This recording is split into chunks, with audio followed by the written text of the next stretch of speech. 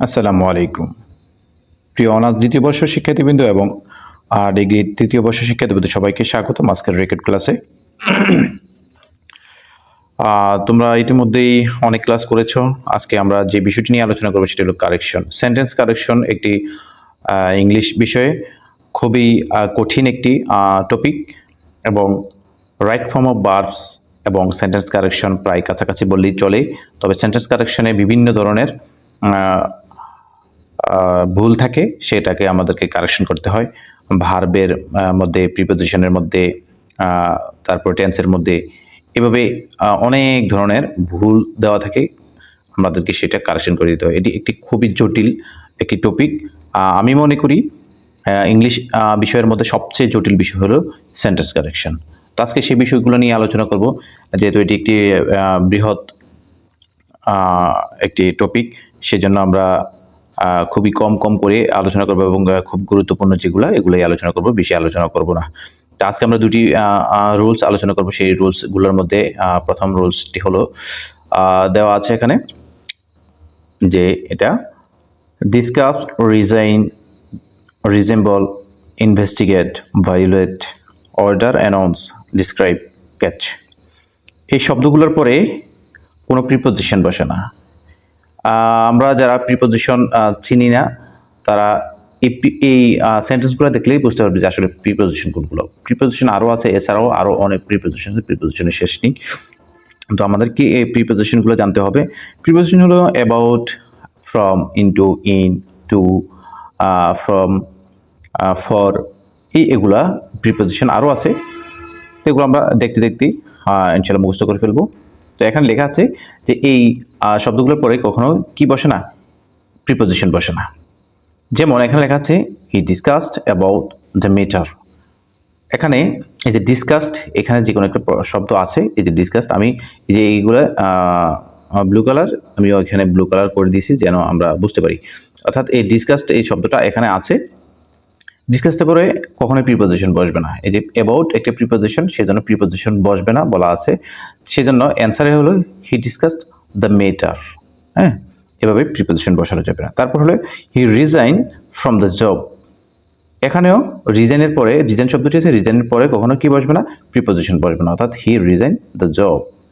তারপর 3 নম্বরে আছে দ্য পুলিশ আর ইনভেস্টিগেশন ইনটু দ্য ম্যাটার। তো এখানেও ইনভেস্টিগেশন আছে, ইনভেস্টিগেশনের পরে কখনোই ইয়ে বসে না, প্রিপোজিশন বসে না। সরি, হ্যাঁ ঠিক আছে, প্রিপোজিশন বসে না।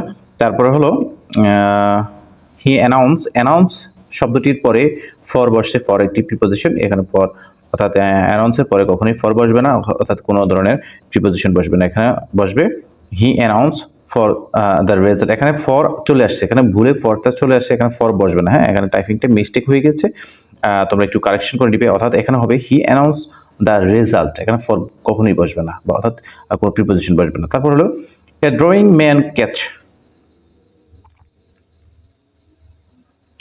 এ drowning man catch to a straw. এখানে ড্রয়িং ম্যান ক্যাচ, এই যে ক্যাচ উপরের শব্দটি, ক্যাচ শব্দটির পর কখনোই প্রিপোজিশন বসে না। এখানে প্রিপোজিশন দেওয়া আছে টু, অর্থাৎ নিচে সেন্টেন্সে কখনো ক্যাচের পরে টু বসবে না, এখানে শুধু বসবে a drowning man catch a straw. আমরা একটা যখন আমরা উত্তর করব, আমরা সবসময় এইভাবে অ্যান্সার লিখবো, লিখে পুরোটা সেন্টেন্স লিখবো, এবং যেই জায়গাটা কারেকশন করছি সেই জায়গার নিচে, আমি তো এখানে কালার করে দিছি, তোমরা তো কালার করতে পারবে না, তোমরা অবশ্যই এইটার নিচে আন্ডারলাইন করে দিবা, অর্থাৎ দাগ দিয়ে দিবা। যেমন ক্যাচের পরে কি হবে, কি নেই, এই ক্যাচের পরে সরি এখানে দাগ দেওয়া যাবে না। এখানে আমরা কিসের ভিতরে দাগ দিব, তাই না? এখানে আমরা তো আর ফিলিং দ্য গ্যাপস করতে পারতেছি না, তাই না? তাহলে যেগুলো আমরা কারেকশন করি সেটাই আমরা দাগ দিতে পারি। এখানে যেহেতু কারেকশন করে অন্য কোনো ওয়ার্ড বসে, সেই জন্য এখানে দাগ দেওয়া যাবে না, পরেরটাতে দাগ দেওয়া যাবে পরের রুলসে। যাই হোক, তারপরে হলো যে বিগত সালে কিছু আমরা দেখি এখানে এই রুলসের আওতায় কি আসছে, আরও আসছে, বাট আমি কিছু দিলাম। 1 নম্বর আছে I shall resign from the job, অর্থাৎ রিজাইনের পর কখনোই ফ্রম বসবে না, অর্থাৎ প্রিপোজিশন বসবে না, সেখানে I shall resign the job. হ্যাঁ, অর্থাৎ আমি কাজটিকে অব্যাহতি নিব। তারপর হলো যে we discussed about the matter, অর্থাৎ এখানে ডিসকাসড আছে, ডিসকাসডের পর কখনোই অ্যাবাউট বসবে না, অর্থাৎ প্রিপোজিশন বসবে না। প্রিপোজিশন না বসলে কি হবে, এখানে কি বললে না না আচ্ছা, এখানে হবে উই ডিসকাস দ্য ম্যাটার হবে, এখানে অ্যাবাউট কখনোই বসবে না, এখানে অ্যাবাউট বসে নাই অ্যান্সারে।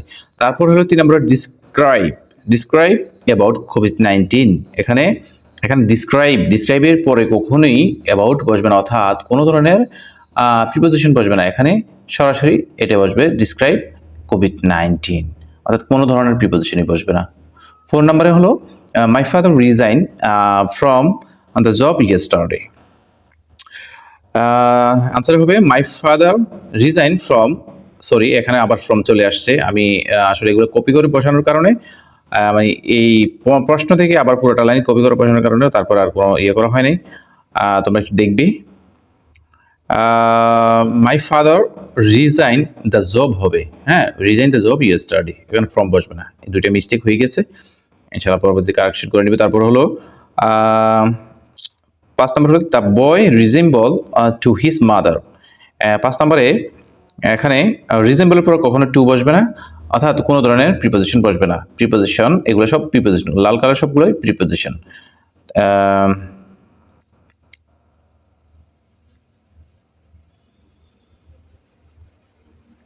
এখানে the boy resemble his mother, হ্যাঁ এখানে কখনোই প্রিপোজিশন বসবে না। তো এইভাবে তোমরা ইয়ে করবা, আর এগুলো যে এটা যেহেতু একটা জটিল একটি বিষয়, সেটা চর্চা করতে করতেই হবে, কখনোই চর্চা ছাড়া হবে না। আমরা রুল নাম্বার 2 এ চলে যাচ্ছি। এটি একটি কঠিন বিষয়, আমি আবারও বলছি এটি একটি কঠিন টপিক, এই টপিকটি আমরা অল্প পরিসরে পড়ব, বাট আমরা বেশি পড়তে পারবো না, এগুলো একটু ক্রিটিক্যাল বিষয়, না পড়াই ভালো, অন্য টপিকগুলো আমরা পড়ব। তারপর হলো রুল নাম্বার 2 এ ভুল ব্যবহৃত প্রিপোজিশনকে সঠিক প্রিপোজিশন লিখতে হবে, অর্থাৎ একটা সেন্টেন্সে প্রিপোজিশন থাকবে, সেই প্রিপোজিশনটাকে আমাকে সঠিকভাবে লিখে দিতে হবে, অর্থাৎ যেখানে ফ্রম দেওয়ার কথা না সেখানে ফ্রম দেওয়া থাকবে, আমাকে সঠিকটা লিখে দিতে হবে, এরকম ধরনের। তারপরে আমি যদি বলি যে আই গো টু মাদ্রাসা, তাহলে আমি কি বলতে পারবো যে আই গো ইন মাদ্রাসা, হ্যাঁ এভাবে বলতে পারবো না, আই গো টুই বলতে হবে, কোনো দিকে গেলে অবশ্যই টু বলতে হয়, এভাবে, অর্থাৎ ভুল দেওয়া থাকবে সঠিক দিতে হবে। এখানে যেমন লেখা আছে টু ব্যতীত অন্য সকল প্রিপোজিশনের পরে ভার্বের সাথে আইএনজি যুক্ত হবে, ভার্ব থাকলে ভার্বের সাথে আইএনজি যোগ করতে হবে, আর না হলে যদি টু থাকে টু এর পরে ভার্বের বেস ফর্ম বসবে, অর্থাৎ মূল ভার্বটাই বসবে। আবার বলি যে টু ব্যতীত প্রিপোজিশন, টু কিন্তু একটা প্রিপোজিশন, এই টু প্রিপোজিশনটা থাকলে শুধু ভার্বের বেস ফর্ম বসবে, অর্থাৎ মূল ভার্বটা বসবে, আর টু ছাড়া অন্য যে কোনো ধরনের প্রিপোজিশনে আসুক, আমরা প্রিপোজিশনের পরে অবশ্যই ভার্ব থাকলে দেখবো ভার্ব আছে কিনা, সেই ভার্বের সাথে আইএনজি যোগ করে দিব। তারপরে এখানে আছে যেমন I am please to him, হ্যাঁ এখানে কি আছে, প্রিপোজিশন সঠিকভাবে নাই, প্রিপোজিশনটা ভুলভাবে দেওয়া আছে, প্রিপোজিশন আছে বাট এটা ভুল দেওয়া আছে, এখানে হবে I am please with him. এখানে ব্যাখ্যা প্রত্যেকটা 2 নম্বর রুলের মধ্যে সবগুলোতে ব্যাখ্যা দেওয়া আছে কেন এটা হলো, যেমন কারো উপর রাজি খুশি বোঝাতে অবশ্যই উইথ বসাতে হয়, হ্যাঁ যেমন I am pleased with him, আমি তার উপর রাজি বা তার সাথে আমি খুশি, এরকম। তারপরে he aims to be an engineer, তার লক্ষ্য কি, তার উদ্দেশ্য কি, সে একজন ইঞ্জিনিয়ার হবে। এখন এটাতে কি হবে টু, এখানে হি এইম টু, এখন কথা হলো যে টুটা হবে না, টু হলো একটা ভুল প্রিপোজিশন, টু এর পরিবর্তে এখানে হবে এট হবে, হি এইমস এট। এখানে বিং কেন আসলো তাই না, আমি বলছিলাম টু এর পরে যদি ইয়ে থাকতো, তারপরে ভার্ব থাকে, সরি টু এর পরে যদি ভার্ব থাকে তাহলে সেটার মূল ভার্ব হবে, আর টু ব্যতীত সকল ধরনের প্রিপোজিশনের পরে ভার্ব থাকলে ভার্বের সাথে আইএনজি যুক্ত হবে। এখানে এট, টু ব্যতীত এট বসছে, এটের জন্য অবশ্যই ভার্বের সাথে আইএনজি যোগ করতে হবে, বি একটি ভার্ব, বিয়ে তো হওয়া, অবশ্যই বিয়ের সাথে আইএনজি যোগ করলে বিং হয়ে যায়, এই জন্য আমি এখানে ব্লু মার্ক দিয়ে আইএনজি যোগ করে দিলাম। আর এখানে কেন আইএনজি যোগ করলাম না, তাই না, আপনাদের প্রশ্ন আসতে পারে উইথের পরে কোনো আইএনজি যুক্ত নাই, উইথের পরে আইএনজি যুক্ত নাই এই জন্য, কারণ এখানে ভার্ব নাই, ভার্ব থাকতে হবে। তারপরে আরেকটা কথা হলো যে কারো কোনো লক্ষ্য উদ্দেশ্য বোঝাতে অবশ্যই অ্যাড বসবে, সেটা আমাদেরকে খেয়াল রাখতে হবে, এগুলো আমাদের মনে রাখতে হবে। আসলে এই জন্য বলছি এইগুলা একটা খুবই ক্রিটিক্যাল বিষয়। প্রত্যেকটা সেন্টেন্সই ব্যতিক্রম ব্যতিক্রম দেওয়া থাকবে। তারপরে 2 নাম্বার হচ্ছে he was absent in the meeting. হ্যাঁ, এখানে হি ওয়াজ অ্যাবসেন্ট, তাই না? অ্যাবসেন্টের পরে সবসময় ফ্রম বসে, ইন বসে না। হ্যাঁ, অ্যাবসেন্ট ইন। মিটিংয়ের ভিতরে আবার অনুপস্থিত থাকে কিভাবে, তাই না? মিটিংয়ের ভিতরে তো অনুপস্থিত থাকতে পারে না। হ্যাঁ, মিটিং ভিতরে থাকলে আবার অনুপস্থিত হয় কিভাবে, সেটা প্রশ্ন আসতে পারে। সেই জন্য ইন হবে না, এখানে ফ্রম হবে। হ্যাঁ, সে মিটিং থেকে কি অবশ্যই অনুপস্থিত, অর্থাৎ এটা হবে he was absent from the meeting. তারপরে এখানে ব্যাখ্যাগুলো দেওয়া আছে। তারপর 4 নম্বর হলো we read English to him. কারো কাছে কোনো ব্যক্তি, মানে কোনো ব্যক্তির কাছে যদি আমি কোনো কিছু শিখি, পড়ি, যেমন আমি অঙ্ক পড়ি বা ইংরেজি পড়ি বা বাংলা পড়ি, সেজন্য কারো কাছে পড়লে টু এর পরিবর্তে টু বসবে না, এখানে বসবে কি উইথ বসবে, অর্থাৎ we read English with him. অর্থাৎ কোনো ব্যক্তির কাছে পড়লে অবশ্যই উইথ বসবে। 5 নম্বরে আছে হি প্রিভেন্টেড মি টু গো দেয়ার। এখানে প্রিভেন্টের পরে সবসময় মনে রাখবো, প্রিভেন্টের পরে সবসময় প্রিপোজিশন ফ্রম বসবে, অর্থাৎ এখানে ফ্রম দেওয়া আছে।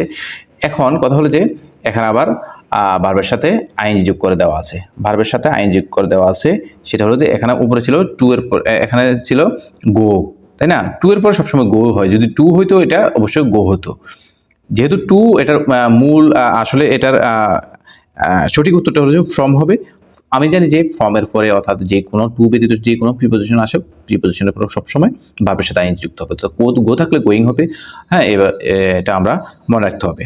আর এখানের বিষয়টা, এখানে একটু মিস্টেক বলতে বলি নাই যে কেন আইএনজি যুক্ত হয়েছে, এখানে আইএনজি যুক্ত দেওয়াই আছে, এখানে আইএনজি যুক্ত দিতেই হবে, দেওয়াই আছে যেহেতু আমরা এটা নিয়ে আলোচনা করি নাই, সেই জন্য একটু আমি স্কিপ করে গেছিলাম। ফ্রমের পরে সবসময় যদি মিট থাকতো তাহলে মিটিং হতো, এখানে যেহেতু মিটিং দেওয়া আছে এখানে মিটিং দেওয়া আছে, কোনো সমস্যা নেই। তারপরে 6 নম্বরে আছে do not love with the poor. তো এখানে ডু নট লাভ, এখানে উইথ দেওয়া আছে, উইথটা একটি ভুল প্রিপোজিশন দেওয়া যাবে না, সেখানে দিতে হবে অ্যাট। লাভের পরে সবসময় অ্যাট হবে, অর্থাৎ অ্যাট দ্য পোর। তারপরে look at the word in the dictionary book. কোনো বুক, এখানে লুকের পরে আপ বসবে, কখনো অ্যাট বসবে না, আপ বসবে। কেন বসবে না, অ্যাট বসবে না, সেটা এখানে ব্যাখ্যাটা দেওয়া আছে। Look up the word in the dictionary book, ব্যাখ্যাতে দেওয়া আছে কি ডিকশনারি এর পাতা থেকে, অর্থাৎ কোনো বইয়ের পাতা থেকে বা ডিকশনারির পাতা থেকে কোনো কিছু খুঁজে বের করতে হলে আপ বসবে। হ্যাঁ, প্রিপোজিশন কি বসবে, আপ বসবে। তারপরে হি ওয়াজ অ্যাংরি আপন মি। হ্যাঁ, অর্থাৎ উত্তর হবে he was angry with me, কারো উপর রাজি খুশি রাগ করলে, হ্যাঁ, এরকম ধরনের কোনো কিছু অর্থ প্রকাশ পেলে, অর্থাৎ রাজি খুশি রাগের অর্থ প্রকাশ পেলে সেটাকে প্রিপোজিশন অ্যাংরি আপন হোক, টু হোক, কোনো কিছু হবে না, শুধুই হবে কি উইথ হবে, অর্থাৎ হি ওয়াজ অ্যাংরি উইথ মি। হ্যাঁ, এভাবে হবে। তারপরে আছে ইন্ডাস্ট্রি ইজ দ্য কি অফ সাকসেস, অর্থাৎ পরিশ্রমী সফলতার চাবিকাঠি। তাইলে এটা ইন্ডাস্ট্রি ইজ দ্য কি এর পরে সবসময় টু বসবে, কি টু বসবে, এখানে অফ বসবে না। হ্যাঁ, কি এর পরে সবসময় টু বসবে।